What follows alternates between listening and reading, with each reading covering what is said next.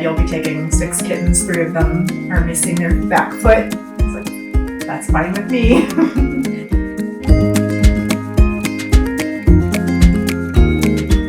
They were born this way because of the umbilical cord were wrapped around their legs. And oddly enough, it's the back left leg on each one of them. So I don't know how that works.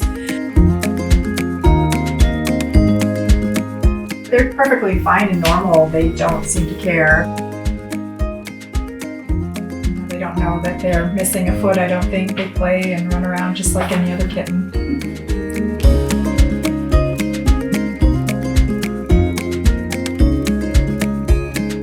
Mama does most of the work. I mean, that's the nice thing about fostering a mother and her babies. We just kind of monitor to make sure everybody stays healthy, including the mama. Pampering her, giving her treats, giving her little kitty massages because she's such a good mama and I want her to feel loved too.